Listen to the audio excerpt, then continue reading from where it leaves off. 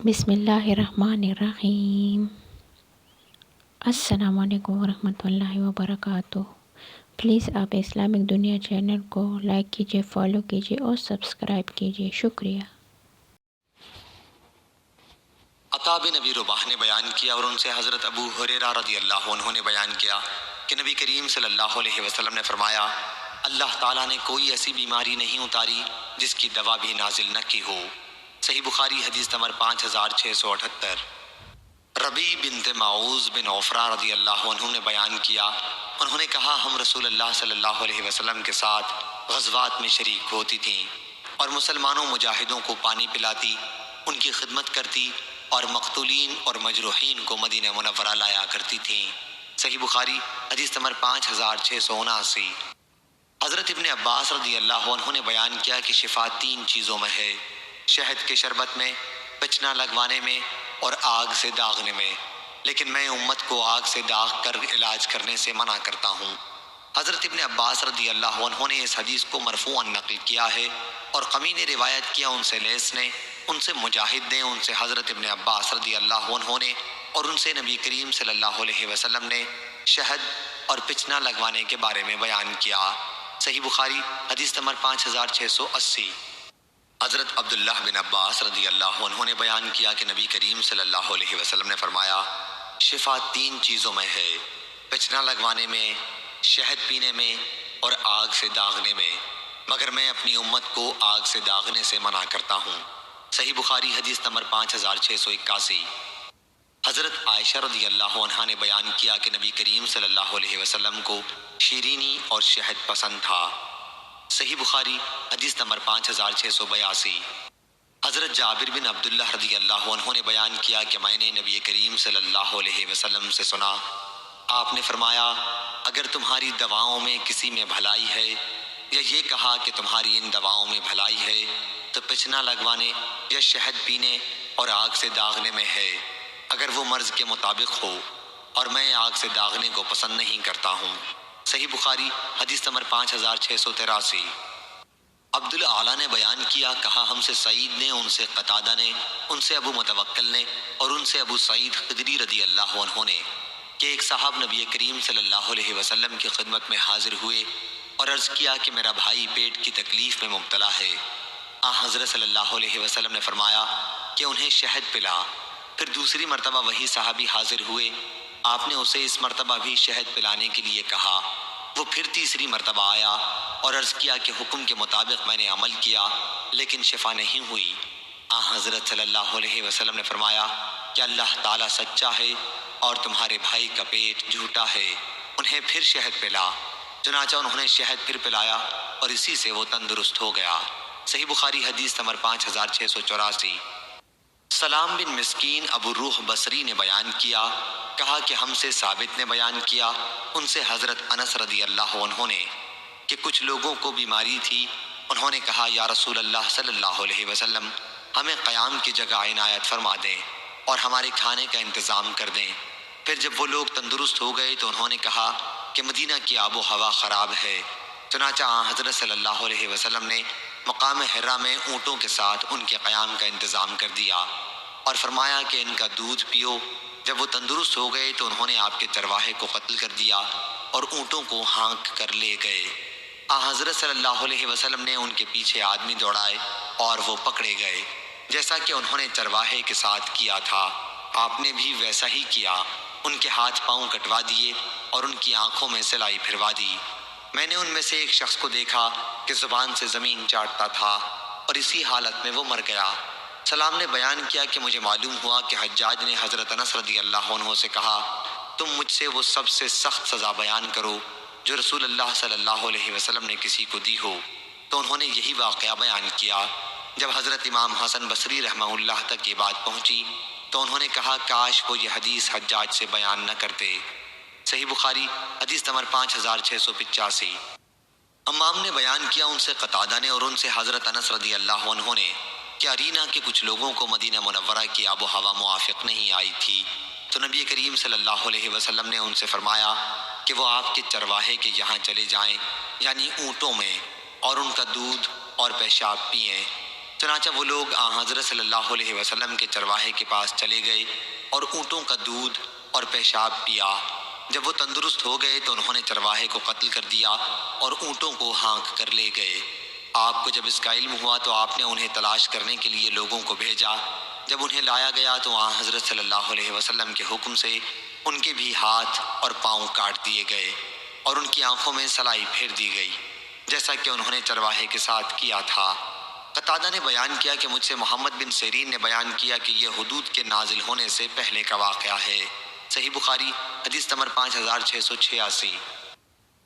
خالد بن سعد نے بیان کیا کہ ہم باہر گئے ہوئے تھے اور ہمارے ساتھ حضرت غالب بن ابجر رضی اللہ عنہ بھی تھے۔ وہ راستے میں بیمار پڑ گئے۔ پھر جب ہم مدینہ واپس آئے اس وقت بھی وہ بیمار ہی تھے۔ حضرت ابن ابی عتیق ان کی عیادت کے لیے تشریف لائے اور ہم سے کہا کہ انہیں یہ کالے دانے کلونجی استعمال کراؤ۔ اس کے 5 یا 7 دانے لے کر پیس لو اور پھر زیتون کے تیل میں ملا کر ناک کے اس طرف اور اس طرف اسے قطرہ قطرہ کر کے ٹپکاؤ، کیونکہ حضرت عائشہ رضی اللہ عنہا نے مجھ سے بیان کیا کہ انہوں نے نبی کریم صلی اللہ علیہ وسلم سے سنا، حضرت صلی اللہ علیہ وسلم نے فرمایا کہ یہ کلونجی ہر بیماری کی دوا ہے سوائے سام کے۔ میں نے عرض کیا کہ سام کیا ہے؟ فرمایا کہ موت ہے۔ صحیح بخاری حدیث نمبر 5687۔ حضرت ابو ہریرہ رضی اللہ عنہ نے خبر دی، انہوں نے رسول اللہ صلی اللہ علیہ وسلم سے سنا، آپ نے فرمایا کہ سیاہ دانوں میں ہر بیماری سے شفا ہے سوا سام کے۔ بن شہاب نے کہا کہ سام موت ہے اور سیاہ دانہ کلونجی کو کہتے ہیں۔ صحیح بخاری حدیث نمبر 5688۔ یونس بن یزید نے خبر دی، انہیں عقیل نے، انہیں ابن شہاب نے، انہیں عروہ نے کہ حضرت عائشہ رضی اللہ عنہا بیمار کے لیے اور میت کے سوگواروں کے لیے تلبینہ، روا، دودھ اور شہد ملا کر دلیا پکانے کا حکم دیتی تھیں اور فرماتی تھیں کہ میں نے رسول اللہ صلی اللہ علیہ وسلم سے سنا، آپ نے فرمایا کہ تلبینہ مریض کے دل کو سکون پہنچاتا ہے اور غم کو دور کرتا ہے، کیونکہ اسے پینے کے بعد عموماً نیند آ جاتی ہے، یہ زود ہضم بھی ہے۔ صحیح بخاری حدیث نمبر 5689۔ علی بن مسہر نے بیان کیا، ان سے ہشام نے، ان سے ان کے والد نے اور ان سے حضرت عائشہ رضی اللہ عنہا نے کہ وہ تلبینہ پکانے کا حکم دیتی تھیں اور فرماتی تھیں کہ اگرچہ وہ مریض کو ناپسند ہوتا ہے لیکن وہ اس کو فائدہ دیتا ہے۔ صحیح بخاری حدیث نمبر 5690۔ وہیب بن خالد نے بیان کیا، ان سے عبداللہ بن طاؤس نے، ان سے ان کے والد نے اور ان سے ابن عباس رضی اللہ عنہ نے کہ نبی کریم صلی اللہ علیہ وسلم نے پچنا لگوایا اور پچنا لگانے والے کو اس کی مزدوری دی اور ناک میں دوا ڈلوائی۔ صحیح بخاری حدیث نمبر 5691۔ حضرت ام قیس بنت محسن رضی اللہ عنہا نے بیان کیا کہ میں نے نبی کریم صلی اللہ علیہ وسلم سے سنا، آپ نے فرمایا تم لوگ اس عود ہندی کست کا استعمال کیا کرو، کیونکہ اس میں 7 بیماریوں کا علاج ہے۔ حلق کے درد میں اسے ناک میں ڈالا جاتا ہے، پسلی کے درد میں چبائی جاتی ہے۔ صحیح بخاری حدیث نمبر 5692۔ اور میں نبی کریم صلی اللہ علیہ وسلم کی خدمت میں اپنے ایک شیر خوار لڑکے کو لے کر حاضر ہوئی، پھر حضرت صلی اللہ علیہ وسلم کے اوپر اس نے پیشاب کر دیا تو آپ نے پانی منگوا کر پیشاب کی جگہ پر چھینٹا دیا۔ صحیح بخاری حدیث نمبر 5693۔ ایوب نے بیان کیا، ان سے اکرمہ نے اور ان سے حضرت ابن عباس رضی اللہ عنہ نے بیان کیا کہ نبی کریم صلی اللہ علیہ وسلم نے ایک مرتبہ روزے کی حالت میں پچنا لگوایا۔ صحیح بخاری حدیث نمبر 5694۔ ابن عباس رضی اللہ عنہ نے بیان کیا کہ نبی کریم صلی اللہ علیہ وسلم نے پچنا لگوایا جبکہ آپ احرام سے تھے۔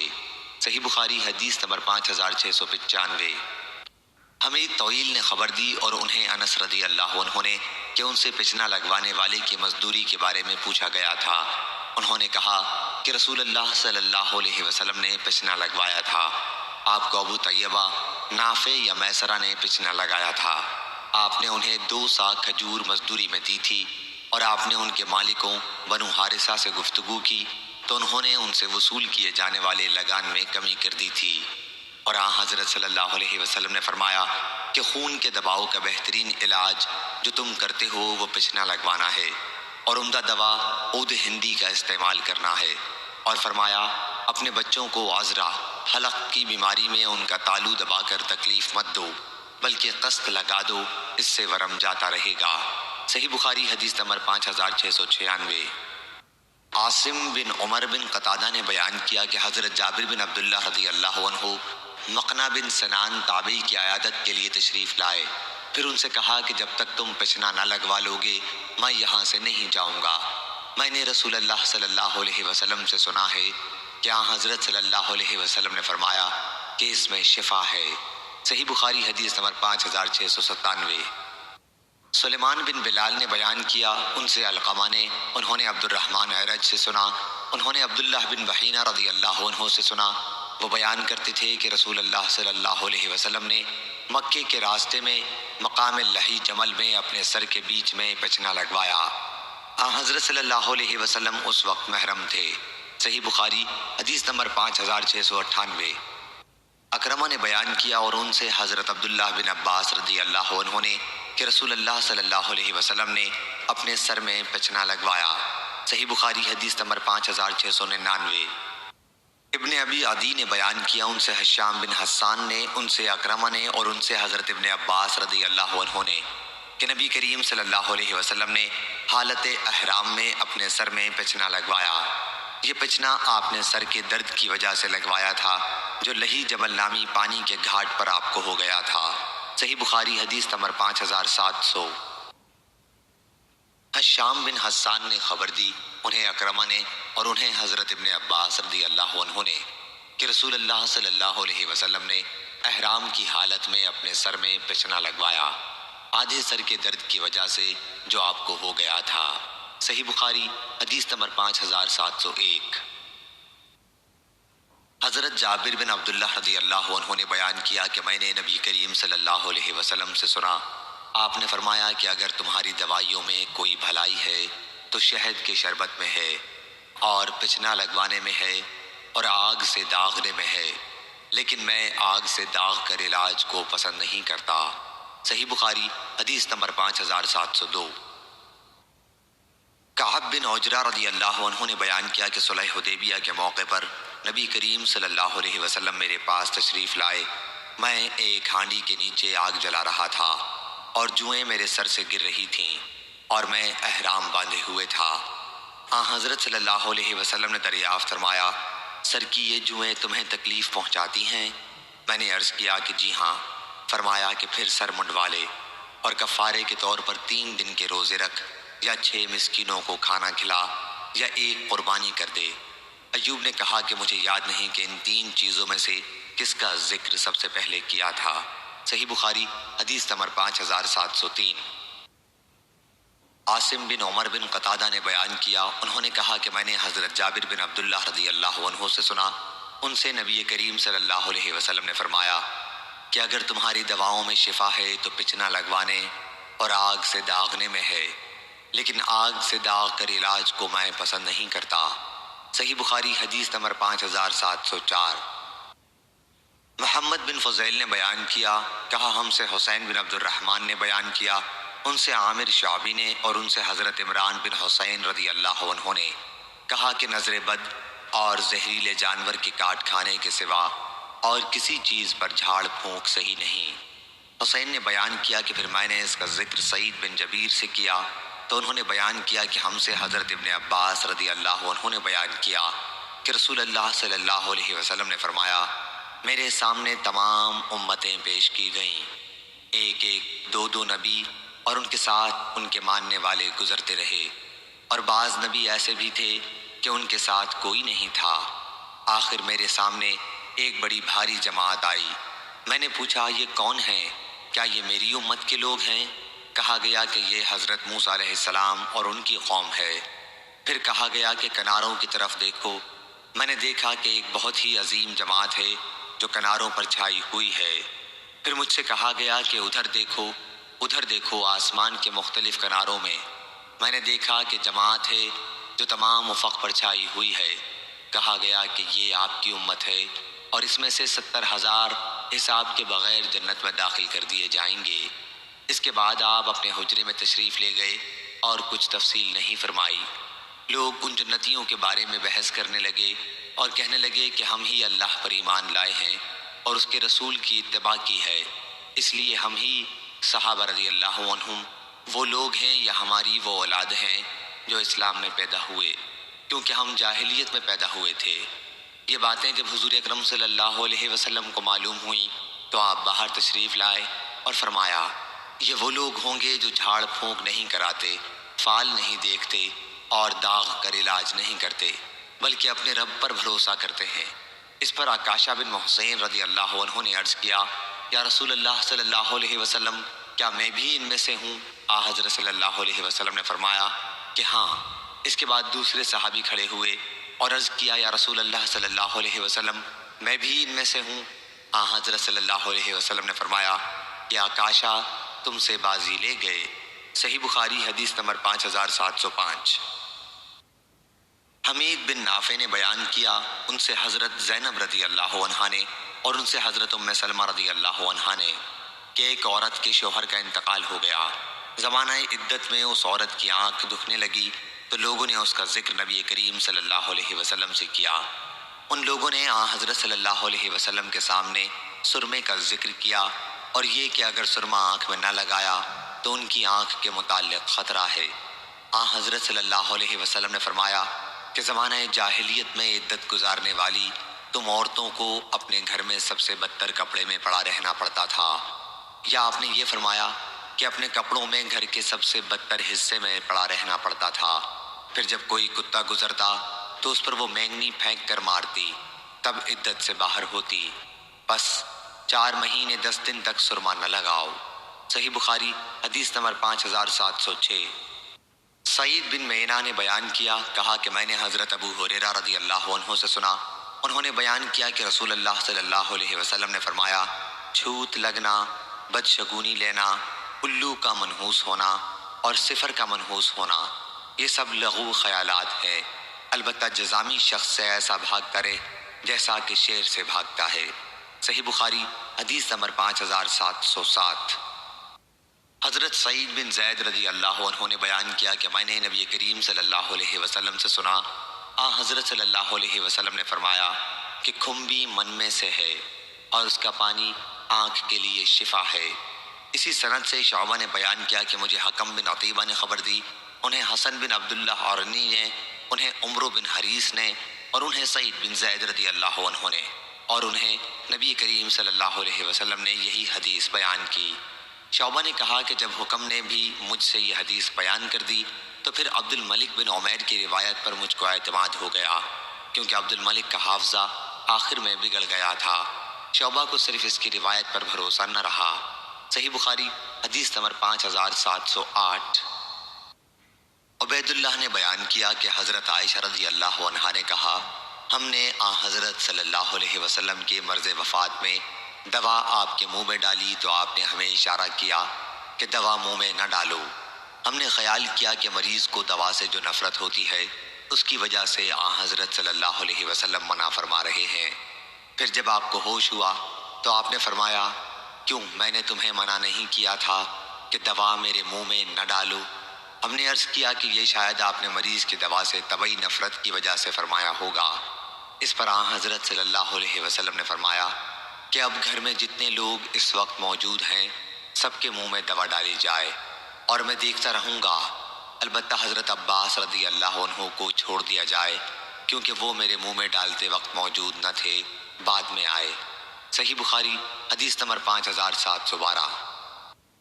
علی بن عبداللہ مدینی نے بیان کیا، کہا ہم سے سفیان بن عیینہ نے، ان سے زہری نے، کہا مجھ کو عبید اللہ بن عبداللہ بن عتبہ نے خبر دی اور انہیں ام قیس رضی اللہ عنہا نے کہ میں اپنے ایک لڑکے کو لے کر رسول اللہ صلی اللہ علیہ وسلم کی خدمت میں حاضر ہوئی۔ میں نے اس کی ناک میں بتی ڈالی تھی، اس کا حلق دبایا تھا کیونکہ اس کو گلے کی بیماری ہو گئی تھی۔ آپ نے فرمایا، تم اپنے بچوں کو انگلی سے حلق دبا کر کیوں تکلیف دیتی ہو؟ یہ عود ہندی لو، اس میں 7 بیماریوں کی شفا ہے، ان میں ایک ذات الجنب پسلی کا ورم بھی ہے۔ اگر حلق کی بیماری ہو تو اس کو ناک میں ڈالو، اگر ذات الجنب ہو تو حلق میں ڈالو، لدود کرو۔ سفیان کہتے ہیں کہ میں نے زہری سے سنا، حضرت صلی اللہ علیہ وسلم نے 2 بیماریوں کو تو بیان کیا، باقی 5 بیماریوں کو بیان نہیں فرمایا۔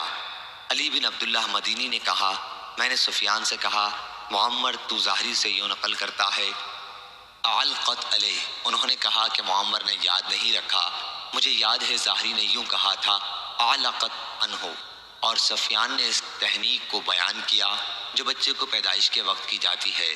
سفیان نے انگلی حلق میں ڈال کر اپنے کوے کو انگلی سے اٹھایا تو سفیان نے اعلاق کا معنی بچے کے حلق میں انگلی ڈال کر تالو کو اٹھانا، انہوں نے یہ نہیں کہا علقوا عنہ شیئا۔ صحیح بخاری حدیث نمبر 5713۔ حضرت عائشہ رضی اللہ عنہا نے بیان کیا کہ جب مرض الموت میں رسول اللہ صلی اللہ علیہ وسلم کے لیے چلنا پھرنا دشوار ہو گیا اور آپ کی تکلیف بڑھ گئی تو آپ نے بیماری کے دن میرے گھر میں گزارنے کی اجازت اپنی دوسری بیویوں سے مانگی۔ جب اجازت مل گئی تو آن حضرت صلی اللہ علیہ وسلم دو اشخاص حضرت عباس رضی اللہ عنہ اور ایک اور صاحب کے درمیان ان کا سہارا لے کر باہر تشریف لائے۔ آپ کے مبارک قدم زمین پر گھسٹ رہے تھے۔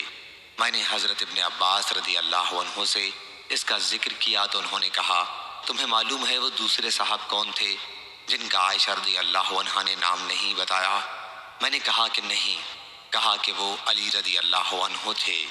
حضرت عائشہ رضی اللہ عنہا نے کہا کہ ان کے حجرے میں داخل ہونے کے بعد نبی کریم صلی اللہ علیہ وسلم نے فرمایا جبکہ آپ کا مرض بڑھ گیا تھا کہ مجھ پر 7 مشک ڈالو جو پانی سے لبریز ہوں، شاید میں لوگوں کو کچھ نصیحت کر سکوں۔ بیان کیا کہ پھر آن حضرت صلی اللہ علیہ وسلم کو ہم نے ایک لگن میں بٹھایا جو آن حضرت صلی اللہ علیہ وسلم کے زوجہ مطہرہ حضرت حفصہ رضی اللہ عنہا کا تھا، اور آپ پر حکم کے مطابق مشکوں سے پانی ڈالنے لگے۔ آخر آپ نے ہمیں اشارہ کیا کہ بس ہو چکا۔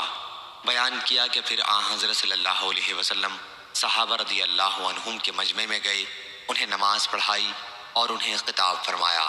صحیح بخاری حدیث نمبر 5714۔ عبید اللہ بن عبداللہ بن عتبہ نے خبر دی کہ ام قیس بنت محسن اسدیہ نے انہیں خبر دی ان کا تعلق قبیلہ خزیمہ کی شاخ بنی اسد سے تھا۔ وہ ان ابتدائی مہاجرات میں سے تھیں جنہوں نے نبی کریم صلی اللہ علیہ وسلم سے بیعت کی تھی۔ آپ عکاشہ بن محسن رضی اللہ عنہ کی بہن ہیں۔ انہوں نے بیان کیا کہ وہ رسول اللہ صلی اللہ علیہ وسلم کی خدمت میں اپنے ایک بیٹے کو لے کر آئیں۔ انہوں نے اپنے لڑکے کے عذرا کا علاج تالو دبا کر کیا تھا۔ حضرت صلی اللہ علیہ وسلم نے فرمایا آخر تم عورتیں کیوں اپنی اولاد کو یوں تالو دبا کر تکلیف پہنچاتی ہو؟ تمہیں چاہیے کہ اس مرض میں عود ہندی کا استعمال کیا کرو کیونکہ اس میں 7 بیماریوں سے شفا ہے، ان میں ایک ذات الجم کی بیماری بھی ہے۔ عود ہندی سے حضرت صلی اللہ علیہ وسلم کی مراد یہی عود ہندی ہے، اور یونس اور اسحاق بن راشد نے بیان کیا اور ان سے ظاہری نے اس روایت میں بجائے علقت علیہ کے علقت علیہ نقل کیا ہے۔ صحیح بخاری حدیث نمبر 5715۔ شعبہ نے بیان کیا ان سے قتادہ نے، ان سے ابو متوکل نے اور ان سے حضرت ابو سعید رضی اللہ عنہ نے کہ ایک صاحب رسول اللہ صلی اللہ علیہ وسلم کی خدمت میں حاضر ہوئے اور عرض کیا کہ میرے بھائی کو دست آ رہے ہیں۔ حضرت صلی اللہ علیہ وسلم نے فرمایا کہ انہیں شہد پلاؤ۔ انہوں نے پلایا اور پھر واپس آ کر کہا کہ میں نے انہیں شہد پلایا لیکن ان کے دستوں میں کوئی کمی نہیں ہوئی۔ آپ نے اس پر فرمایا کہ اللہ تعالیٰ نے سچ فرمایا اور تمہارے بھائی کا پیٹ جھوٹا ہے۔ آخر شہد ہی سے اسے شفا ہوئی۔ محمد بن جعفر کے ساتھ اس حدیث کو نظر بن شمیل نے بھی شعبہ سے روایت کیا ہے۔ صحیح بخاری حدیث نمبر 5716۔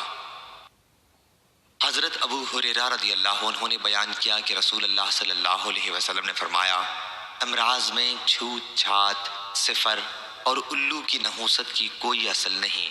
اس پر ایک اعرابی بولا کہ یا رسول اللہ صلی اللہ علیہ وسلم پھر میرے اونٹوں کو کیا ہو گیا کہ وہ جب تک ریگستان میں رہتے ہیں تو ہرنوں کی طرح صاف اور خوب چکنے رہتے ہیں، پھر ان میں ایک خارش والا اونٹ آ جاتا ہے اور ان میں گھس کر انہیں بھی خارش لگا جاتا ہے۔ تو حضرت صلی اللہ علیہ وسلم نے اس پر فرمایا لیکن یہ بتاؤ کہ پہلے اونٹ کو کس نے خارش لگائی تھی؟ اس کی روایت ظاہری نے ابو سلمہ اور حضرت سنان بن ابی سنان کے واسطے سے کی ہے۔ صحیح بخاری حدیث نمبر 5717۔ عبید اللہ بن عبداللہ نے خبر دی کہ ام قیس بنت محسن رضی اللہ عنہا جو ان اگلی ہجرت کرنے والی عورتوں میں سے تھیں جنہوں نے رسول اللہ صلی اللہ علیہ وسلم سے بیعت کی تھی، اور وہ حضرت عکاشہ بن محسن رضی اللہ عنہ کی بہن تھیں۔ خبر دی کہ وہ رسول اللہ صلی اللہ علیہ وسلم کی خدمت میں اپنے ایک بیٹے کو لے کر حاضر ہوئیں۔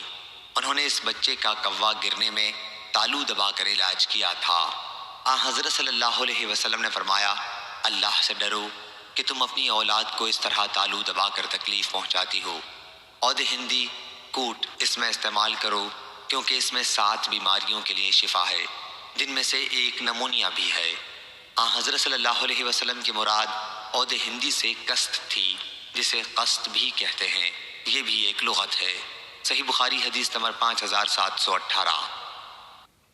سہل بن سعد سعدی رضی اللہ عنہ نے بیان کیا کہ جب رسول اللہ صلی اللہ علیہ وسلم کے سر پر احد کے دن خود ٹوٹ گیا، آپ کا مبارک چہرہ خون آلود ہو گیا اور سامنے کے دانت ٹوٹ گئے، تو حضرت علی رضی اللہ عنہ ڈھال میں بھر بھر کر پانی لاتے تھے، اور حضرت فاطمہ رضی اللہ عنہا آپ کے چہرہ مبارک سے خون دھو رہی تھیں۔ پھر جب حضرت فاطمہ رضی اللہ عنہا نے دیکھا کہ خون پانی سے بھی زیادہ آ رہا ہے، تو انہوں نے ایک بوریا جلا کر رسول اللہ صلی اللہ علیہ وسلم کے زخموں پر لگایا اور اس سے خون رکا۔ صحیح بخاری حدیث نمبر 5722۔ امام مالک رحمہ اللہ نے بیان کیا، ان سے نافع نے اور ان سے حضرت ابن عمر رضی اللہ عنہ نے، کہ نبی کریم صلی اللہ علیہ وسلم نے فرمایا، بخار جہنم کی بھاپ میں سے ہے، بس اس کی گرمی کو پانی سے بجھاؤ۔ نافع نے بیان کیا کہ عبداللہ بن عمر رضی اللہ عنہ کو جب بخار آتا تو یوں کہتے کہ اے اللہ ہم سے اس عذاب کو دور کر دے۔ صحیح بخاری حدیث نمبر 5723۔ فاطمہ بنت منذر نے بیان کیا کہ حضرت اسماء بنت ابی بکر صدیق رضی اللہ عنہا کے ہاں جب کوئی بخار میں مبتلا عورت لائی جاتی تھی تو اس کے لیے دعا کرتیں اور اس کے گریبان میں پانی ڈالتیں۔ وہ بیان کرتی تھیں کہ رسول اللہ صلی اللہ علیہ وسلم نے ہمیں حکم دیا تھا کہ بخار کو پانی سے ٹھنڈا کریں۔ صحیح بخاری حدیث نمبر 5724۔ شام نے بیان کیا، کہا کہ میرے والد نے مجھے خبر دی اور انہیں حضرت عائشہ رضی اللہ عنہا نے کہ نبی کریم صلی اللہ علیہ وسلم نے فرمایا، بخار جہنم کی بھاپ میں سے ہے، اس لیے اسے پانی سے ٹھنڈا کرو۔ صحیح بخاری حدیث نمبر 5725۔ رافع بن خدیج رضی اللہ عنہ نے بیان کیا کہ میں نے نبی کریم صلی اللہ علیہ وسلم سے سنا، آپ نے فرمایا کہ بخار جہنم کی بھاپ میں سے ہے، بس اسے پانی سے ٹھنڈا کر دیا کرو۔ صحیح بخاری حدیث نمبر 5726۔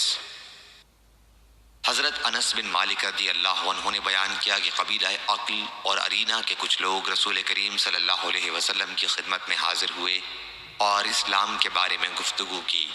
انہوں نے کہا کہ اے اللہ کے نبی، ہم مویشی والے ہیں، ہم لوگ اہل مدینہ کی طرح کاشتکار نہیں ہیں، مدینے کی آب و ہوا انہیں موافق نہیں آئی تھی، چنانچہ حضرت نے ان کے لیے چند اونٹوں اور ایک چرواہے کا حکم دیا، اور آپ نے فرمایا کہ وہ لوگ ان کے اونٹوں کے ساتھ باہر چلے جائیں اور ان کا دودھ اور پیشاب پئیں۔ وہ لوگ چلے گئے، لیکن حرہ کے نزدیک پہنچ کر وہ اسلام سے مرتد ہو گئے، اور حضرت صلی اللہ علیہ وسلم کے چرواہے کو قتل کر ڈالا اور اونٹوں کو لے کر بھاگ پڑے۔ جب حضرت صلی اللہ علیہ وسلم کو اس کی خبر ملی تو آپ نے ان کی تلاش میں آدمی دوڑائے، پھر آپ نے ان کے متعلق حکم دیا اور ان کی آنکھوں میں سلائی پھیر دی گئی، ان کے ہاتھ کاٹ دیے گئے اور حرہ کے کنارے انہیں چھوڑ دیا گیا، وہ اسی حالت میں مر گئے۔ صحیح بخاری حدیث نمبر 5727۔ حبیب بن ابی ثابت نے خبر دی، کہا کہ میں نے ابراہیم بن سعد سے سنا، کہا کہ میں نے اسامہ بن زید رضی اللہ عنہ سے سنا، وہ سعد رضی اللہ عنہ سے بیان کرتے تھے کہ نبی کریم صلی اللہ علیہ وسلم نے فرمایا، جب تم سن لو کہ کسی جگہ طاعون کی وبا پھیل رہی ہے تو وہاں مت جاؤ، لیکن جب کسی جگہ یہ وبا پھوٹ پڑے اور تم وہیں موجود ہو تو اس جگہ سے نکلو بھی مت۔ حبیب بن ابی ثابت نے بیان کیا کہ میں نے ابراہیم بن سعد سے کہا، تم نے خود یہ حدیث اسامہ رضی اللہ عنہ سے سنی ہے کہ انہوں نے سعد رضی اللہ عنہ سے بیان کیا اور انہوں نے اس کا انکار نہیں کیا؟ فرمایا کہ ہاں۔ صحیح بخاری حدیث نمبر 5728۔ امام مالک رحمہ اللہ نے خبر دی، انہیں ابن شہاب نے، انہیں عبد الحمید بن عبد الرحمن بن زید بن خطاب نے، انہیں عبداللہ بن حارث بن نوفل نے اور انہیں حضرت ابن عباس رضی اللہ عنہ نے کہ حضرت عمر بن خطاب رضی اللہ عنہ شام تشریف لے جا رہے تھے۔ جب آپ مقام سرخ پر پہنچے تو آپ کی ملاقات فوجوں کے امراء حضرت ابو عبیدہ بن جراح رضی اللہ عنہ اور آپ کے ساتھیوں سے ہوئی۔ ان لوگوں نے امیر المومنین رضی اللہ عنہ کو بتایا کہ طاعون کی وبا شام میں پھوٹ پڑی ہے۔ حضرت ابن عباس رضی اللہ عنہ نے بیان کیا کہ اس پر حضرت عمر رضی اللہ عنہ نے کہا کہ میرے پاس مہاجرین اولین کو بلا لاؤ۔ آپ انہیں بلا لائے تو حضرت عمر رضی اللہ عنہ نے ان سے مشورہ کیا اور انہیں بتایا کہ شام میں طاعون کی وبا پھوٹ پڑی ہے۔ مہاجرین اولین کی رائیں مختلف ہو گئیں۔ بعض لوگوں نے کہا کہ صحابہ رضی اللہ عنہم رسول اللہ صلی اللہ علیہ وسلم کے ساتھیوں کی باقی ماندہ جماعت آپ کے ساتھ ہے اور یہ مناسب نہیں ہے کہ آپ انہیں اس وبا میں ڈال دیں۔ حضرت عمر رضی اللہ عنہ نے کہا کہ اچھا اب آپ لوگ تشریف لے جائیں۔ پھر فرمایا کہ انصار کو بلاؤ۔ میں انصار کو بلا کر لایا۔ آپ نے ان سے بھی مشورہ کیا اور انہوں نے بھی مہاجرین کی طرح اختلاف کیا۔ کوئی کہنے لگا چلو، کوئی کہنے لگا لوٹ جاؤ۔ امیر المومنین نے فرمایا کہ اب آپ لوگ بھی تشریف لے جائیں۔ پھر فرمایا کہ یہاں پر جو قریش کے بڑے بوڑھے ہیں جو فتح مکہ کے وقت اسلام قبول کر کے مدینہ آئے تھے انہیں بلا لاؤ۔ میں انہیں بلا کر لایا۔ ان لوگوں میں کوئی اختلاف رائے پیدا نہیں ہوا۔ سب نے کہا کہ ہمارا خیال ہے کہ آپ لوگوں کو ساتھ لے کر واپس لوٹ چلیں اور وبائی ملک میں لوگوں کو لے جا کر نہ ڈالیں۔ یہ سنتے ہی حضرت عمر رضی اللہ عنہ نے لوگوں میں اعلان کرا دیا کہ میں صبح کو اونٹ پر سوار ہو کر واپس مدینہ منورہ لوٹ جاؤں گا، تم لوگ بھی واپس چلو۔ صبح کو ایسا ہی ہوا۔ حضرت ابو عبیدہ بن جراح رضی اللہ عنہ نے کہا کیا اللہ کی تقدیر سے فرار اختیار کیا جائے گا؟ حضرت عمر رضی اللہ عنہ نے کہا کاش یہ بات کسی اور نے کہی ہوتی۔ ہاں، ہم اللہ کی تقدیر سے فرار اختیار کر رہے ہیں، لیکن اللہ ہی کی تقدیر کی طرف۔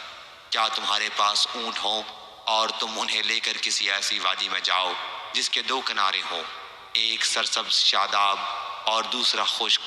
کیا یہ واقعہ نہیں کہ اگر تم سرسبز کنارے پر چراؤ گے تو وہ بھی اللہ کی تقدیر سے ہی ہوگا، اور خشک کنارے پر چراؤ گے تو وہ بھی اللہ کی تقدیر سے ہی ہوگا۔ بیان کیا کہ پھر حضرت عبد الرحمن بن عوف رضی اللہ عنہ آ گئے۔ وہ اپنی کسی ضرورت کی وجہ سے اس وقت موجود نہیں تھے۔ انہوں نے بتایا کہ میرے پاس مسئلے سے متعلق ایک علم ہے، میں نے رسول کریم صلی اللہ علیہ وسلم سے سنا ہے۔ آپ نے فرمایا کہ جب تم کسی سرزمین میں وبا کے متعلق سنو تو وہاں نہ جاؤ، اور جب ایسی جگہ وبا آ جائے جہاں تم خود موجود ہو تو وہاں سے مت نکلو۔ راوی نے بیان کیا کہ اس پر عمر رضی اللہ عنہ نے اللہ کی حمد کی اور پھر واپس ہو گئے۔ صحیح بخاری حدیث نمبر 5729۔ امام مالک رحمہ اللہ نے خبر دی، انہیں ابن شہاب نے، انہیں عبداللہ بن عامر نے کہ حضرت عمر رضی اللہ عنہ شام کے لیے روانہ ہوئے۔ جب مقام سرخ میں پہنچے تو آپ کو خبر ملی کہ شام میں طاعون کی وبا پھوٹ پڑی ہے۔ پھر حضرت عبد الرحمن بن عوف رضی اللہ عنہ نے ان کو خبر دی کہ رسول اللہ صلی اللہ علیہ وسلم نے فرمایا جب تم وبا کے متعلق سنو کہ وہ کسی جگہ ہے تو وہاں نہ جاؤ، اور جب کسی ایسی جگہ وبا پھوٹ پڑے جہاں تم موجود ہو تو وہاں سے بھی مت بھاگو۔ وبا میں طاعون، ہیضہ وغیرہ سب داخل ہیں۔ صحیح بخاری حدیث نمبر 5730۔ حضرت ابو ہریرہ رضی اللہ عنہ نے بیان کیا کہ رسول اللہ صلی اللہ علیہ وسلم نے فرمایا مدینہ منورہ میں دجال داخل نہیں ہو سکے گا اور نہ طاعون آ سکے گا۔ صحیح بخاری حدیث نمبر 5731۔ حفصہ بنت سیرین نے بیان کیا، کہا کہ مجھ سے حضرت انس بن مالک رضی اللہ عنہ نے پوچھا کہ یحییٰ بن سیرین کا کس بیماری میں انتقال ہوا تھا؟ میں نے کہا کہ طاعون میں۔ بیان کیا کہ رسول اللہ صلی اللہ علیہ وسلم نے فرمایا کہ طاعون ہر مسلمان کے لیے شہادت ہے۔ صحیح بخاری حدیث نمبر 5732۔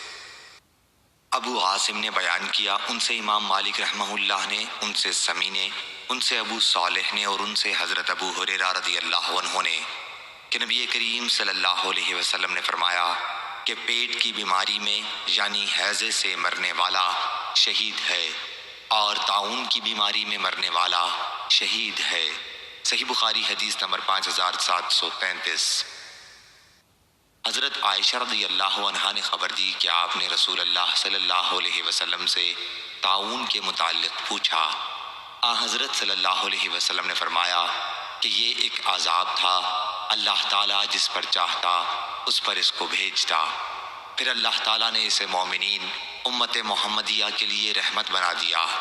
اب کوئی بھی اللہ کا بندہ اگر صبر کے ساتھ اس شہر میں ٹھہرا رہے جہاں طاعون پھوٹ پڑی ہو اور یقین رکھتا ہے کہ جو کچھ اللہ تعالیٰ نے اس کے لیے لکھ دیا ہے اس کے سوا اس کو اور کوئی نقصان نہیں پہنچا سکتا، اور پھر طاعون میں اس کا انتقال ہو جائے تو اسے شہید جیسا ثواب ملے گا۔ حبان بن حلال کے ساتھ اس حدیث کو نظر بن شمیل نے بھی داؤد سے روایت کیا ہے۔ صحیح بخاری حدیث نمبر 5734۔ شام نے خبر دی، انہیں معمر نے، انہیں زہری نے، انہیں عروہ نے، اور ان سے حضرت عائشہ رضی اللہ عنہا نے کہ نبی کریم صلی اللہ علیہ وسلم اپنے مرض الوفات میں اپنے اوپر معوذات، سورۃ الفلق والناس اور سورۃ الاخلاص کا دم کیا کرتے تھے، پھر جب آپ کے لیے دشوار ہو گیا تو میں ان کا دم آپ پر کیا کرتی تھی، اور برکت کے لیے حضرت صلی اللہ علیہ وسلم کا ہاتھ آپ کے جسم مبارک پر بھی پھیر لیتی تھی۔ پھر میں نے اس کے متعلق پوچھا کیا حضرت صلی اللہ علیہ وسلم کس طرح دم کرتے تھے؟ انہوں نے بتایا کہ اپنے ہاتھ پر دم کر کے ہاتھ کو چہرے پر پھیرا کرتے تھے۔ صحیح بخاری حدیث نمبر 5735۔ محمد بن بشار نے بیان کیا، کہا ہم سے غندر نے، ان سے شعبہ نے، ان سے ابو بشر نے، ان سے ابو متوکل نے، ان سے ابو سعید خدری رضی اللہ عنہ نے کہ نبی کریم صلی اللہ علیہ وسلم کے چند صحابہ رضی اللہ عنہم در حالت سفر عرب کے ایک قبیلے پر گزرے۔ قبیلے والوں نے ان کی ضیافت نہیں کی۔ کچھ دیر بعد اس قبیلے کے سردار کو بچھو نے کاٹ لیا۔ اب قبیلے والوں نے ان صحابہ رضی اللہ عنہم سے کہا کہ آپ لوگوں کے پاس کوئی دوا یا کوئی جھاڑنے والا ہے؟ صحابہ رضی اللہ عنہم نے کہا کہ تم لوگوں نے ہمیں مہمان نہیں بنایا، اور اب ہم اس وقت تک دم نہیں کریں گے جب تک تم ہمارے لیے اس کی مزدوری نہ مقرر کر دو۔ چنانچہ ان لوگوں نے چند بکریاں دینی منظور کر لیں۔ پھر ابو سعید خدری رضی اللہ عنہ سورہ فاتحہ پڑھنے لگے اور اس پر دم کرنے میں منہ کا تھوک بھی اس جگہ پر ڈالنے لگے۔ اس سے وہ شخص اچھا ہو گیا۔ چنانچہ قبیلے والے بکریاں لے کر آئے، لیکن صحابہ رضی اللہ عنہم نے کہا کہ جب تک ہم نبی کریم صلی اللہ علیہ وسلم سے نہ پوچھ لیں یہ بکریاں نہیں لے سکتے۔ پھر جب حضرت صلی اللہ علیہ وسلم سے پوچھا تو آپ مسکرائے اور فرمایا تمہیں کیسے معلوم ہو گیا تھا کہ سورہ فاتحہ سے دم بھی کیا جا سکتا ہے؟ ان بکریوں کو لے لو اور اس میں میرا بھی حصہ لگاؤ۔ صحیح بخاری حدیث نمبر 5736۔ عبید اللہ بن اخنس ابو مالک نے بیان کیا، ان سے ابن ابی ملیکہ نے اور ان سے حضرت ابن عباس رضی اللہ عنہ نے کہ چند صحابہ رضی اللہ عنہم ایک پانی سے گزرے جس کے پاس کے قبیلے میں ایک بچھو کا کاٹا ہوا لدیغ یا سلیم، راوی کو ان دونوں الفاظ کے متعلق شبہ تھا، ایک شخص تھا۔ قبیلے کا ایک شخص ان کے پاس آیا اور کہا کیا آپ لوگوں میں کوئی دم جھاڑ کرنے والا ہے؟ ہمارے قبیلے میں ایک شخص کو بچھو نے کاٹ لیا ہے۔ چنانچہ صحابہ رضی اللہ عنہم کی اس جماعت میں سے ایک صحابی اس شخص کے ساتھ گئے اور چند بکریوں کی شرط کے ساتھ اس شخص پر سورہ فاتحہ پڑھی۔ اس سے وہ اچھا ہو گیا۔ وہ صاحب شرط کے مطابق بکریاں اپنے ساتھیوں کے پاس لائے تو انہوں نے اسے قبول کر لینا پسند نہیں کیا اور کہا کہ اللہ کی کتاب پر تم نے اجرت لے لی۔ آخر جب سب لوگ مدینہ آئے تو عرض کیا کہ یا رسول اللہ صلی اللہ علیہ وسلم، ان صاحب نے اللہ کی کتاب پر اجرت لے لی ہے۔ آپ نے فرمایا جن چیزوں پر تم اجرت لے سکتے ہو ان میں سب سے زیادہ اس کے مستحق اللہ کی کتاب ہی ہے۔ صحیح بخاری حدیث نمبر 5737۔ حضرت عائشہ رضی اللہ عنہا نے بیان کیا کہ رسول اللہ صلی اللہ علیہ وسلم نے مجھے حکم دیا۔ آپ نے اس طرح بیان کیا کہ حضرت صلی اللہ علیہ وسلم نے حکم دیا کہ نظر بد لگ جانے پر معوذتین سے دم کر لیا جائے۔ صحیح بخاری حدیث نمبر 5738۔ زہری نے خبر دی، انہیں عروہ بن زبیر نے، انہیں زینب بنت ابی سلمہ رضی اللہ عنہا نے اور ان سے حضرت ام سلمہ رضی اللہ عنہا نے کہ نبی کریم صلی اللہ علیہ وسلم نے ان کے گھر میں ایک لڑکی دیکھی جس کے چہرے پر نظر بد لگنے کی وجہ سے کالے دھبے پڑ گئے تھے۔ حضرت صلی اللہ علیہ وسلم نے فرمایا کہ اس پر دم کرا دو کیونکہ اسے نظر بد لگ گئی ہے۔ اور عقیل نے کہا ان سے زہری نے انہیں عروہ نے خبر دی اور انہوں نے اسے نبی کریم صلی اللہ علیہ وسلم سے مرسلاً روایت کیا ہے۔ محمد بن حرب کے ساتھ اس حدیث کو عبداللہ بن سالم نے بھی زبیدی سے روایت کیا ہے۔ صحیح بخاری حدیث نمبر 5739۔ عبد الرزاق نے بیان کیا ان سے معمر نے، ان سے حمام نے اور ان سے حضرت ابو ہریرہ رضی اللہ عنہ نے کہ نبی کریم صلی اللہ علیہ وسلم نے فرمایا نظر بد لگنا حق ہے، اور حضرت صلی اللہ علیہ وسلم نے جسم پر گودنے سے منع فرمایا۔ صحیح بخاری حدیث نمبر 5740۔ سلیمان شیبانی نے بیان کیا، کہا ہم سے عبد الرحمن بن اسود نے اور ان سے ان کے والد نے بیان کیا کہ میں نے حضرت عائشہ رضی اللہ عنہا سے زہریلے جانور کے کاٹنے میں جھاڑنے کے متعلق پوچھا تو انہوں نے کہا کہ ہر زہریلے جانور کے کاٹنے میں جھاڑنے کی نبی کریم صلی اللہ علیہ وسلم نے اجازت دی ہے۔ صحیح بخاری حدیث نمبر 5741۔